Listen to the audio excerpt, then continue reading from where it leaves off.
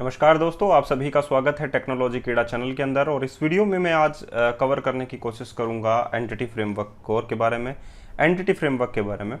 Actually दोस्तों, हम लोगों ने क्या किया, डाटा को गेट कर लिया, उसे इंसर्ट कर दिया, डिलीट कर दिया और अपडेट भी कर दिया हम लोगों ने, क्योंकि गेट डाटा के ऊपर हम लोगों ने अपडेट भी कर दिया।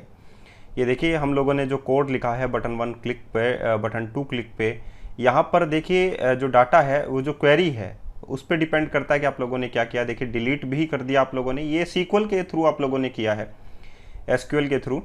यहाँ पर आप लोगों ने सेलेक्ट करके उसे रिट्रीव भी किया है, और यहाँ पर आप लोगों ने देखिए इंसर्ट भी किया है, और यहाँ पर आप लोगों ने अपडेट भी किया है। तो जो कर्ड ऑपरेशन था वो तो हम लोगों ने सक्सेसफुली पूरा कर ही लिया है। अब आप लोगों को जो नेक्स्ट टारगेट है हमारा, वो क्या है, वो है entity framework through. Entity framework के थ्रू हम लोग कैसे कनेक्ट हो सकते हैं किसी भी टेबल के साथ, वो आज आप लोगों को मैं सिखाने की कोशिश करूंगा।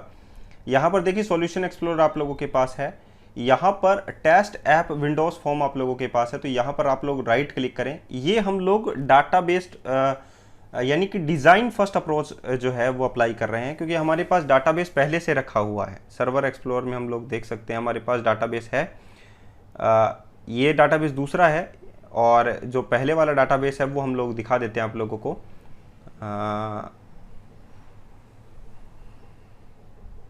Connect to database. ये विजुअल स्टूडियो 2022 मैंने इंस्टॉल कर लिया है, इसीलिए ये प्रॉब्लम है थोड़ी सी आप लोगों के लिए। Local dB MS SQL local dB, okay. अब मैं यहाँ पर जो डाटाबेस है हमारा सॉन्ग्स वाला था, सॉन्ग्स डीबी, ये मैं यहाँ पर कनेक्ट कर लेता हूँ, टेस्ट ओके, और ये ओके हो चुका है, ठीक है। तो यहाँ पर आप लोग देख सकते हैं कि जो टेबल्स हैं वो हमारे पास सॉन्ग टेबल थी हमारी, ये वाली टेबल थी। तो हम लोग इस लोगों को इसको कनेक्ट करना है। तो कैसे करेंगे, राइट क्लिक कीजिए अपने प्रोजेक्ट के नेम पर और ऐड कीजिए एक नया आइटम। जब आप लोग ऐड आइटम पे क्लिक करेंगे तो यहाँ पर डिफरेंट टाइप्स के आप लोगों को फॉर्म्स दिखाई देंगे, लेकिन आप लोगों को लेफ्ट मेन्यू में आना है यहाँ पर, और डाटा जो आप लोगों का लिंक है उस पर आप लोगों को क्लिक करना है। यहाँ पर देखिए ये लिखा हुआ है ऊपर, ADO.NET entity data model. ADO.NET का मतलब है active set data object. .NET आप लोगों को पता ही है, एंटिटी डाटा मॉडल जो है ये एक मॉडल 1 बनाएगा और EDMX की फाइल बनाएगा, ठीक है। तो आप लोगों को वो करना है। तो ये मैंने लिख लिया, यहाँ पर मॉडल 1 यहाँ पर लिखा हुआ है, तो हम लोग यहाँ पर लिख सकते हैं सॉन्ग्स DB मॉडल, ये भी लिख सकते हैं, और आप लोगों की मर्जी है कि मॉडल 1 करके ही छोड़ें, तो आप लोगों की मर्जी है। मैंने मॉडल 1 करके ही छोड़ा। यहाँ पर देखिए EF design from database, designer from database, database first approach है हमारा, डाटाबेस पहले से रेडी है हमारे पास। उसके बाद में ये चीज़ें जो हैं वो काम करेंगी। देखिए यहाँ पर ये है, देखिए कोड फर्स्ट अप्रोच भी है, एम्प्टी कोड फर्स्ट मॉडल भी है, और एम्प्टी EF डिज़ाइनर मॉडल भी इसके पास है। तो हम लोग जो अप्रोच यूज़ करेंगे वो यूज़ करेंगे EF designer from database. Next करते हैं। यहाँ पर देखिए कनेक्शन स्ट्रिंग जो है, ये कनेक्शन स्ट्रिंग आप लोगों की ये हो जाएगी, और ये किस नाम से सेव हो जाएगी, इस नाम से आप लोगों की सेव हो जाएगी।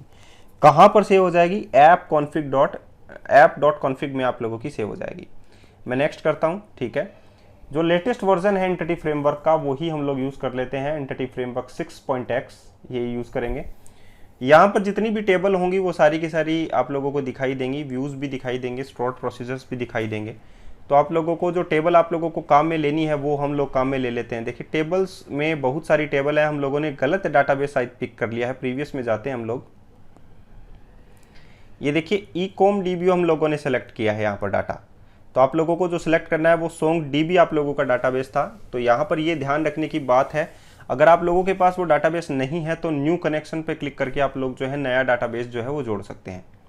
तो song db एंटिटीज़ के नाम से आप लोगों के पास एक क्लास बन जाएगी, कंटेक्स्ट क्लास जिसको हम लोग बोलेंगे। नेक्स्ट करते हैं, नेक्स्ट। और यहाँ पर जितनी भी टेबल्स हैं, व्यूज़ हैं, स्टोर्ड प्रोसीजर हैं, वो सारे आप लोगों के पास नज़र आने लगेंगे।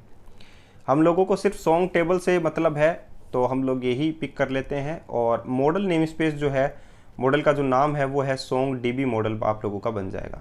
जब मैं फिनिश करूँगा तो एक टेबल का जो स्ट्रक्चर है वो यहाँ पर आप लोगों के पास आ जाएगा। अब देखिए आप लोगों ने यहाँ पर जो टेबल स्ट्रक्चर आप लोगों के पास आ गया है, उसकी जो कॉन्टेक्स्ट क्लास है वो आप लोगों के पास ये है।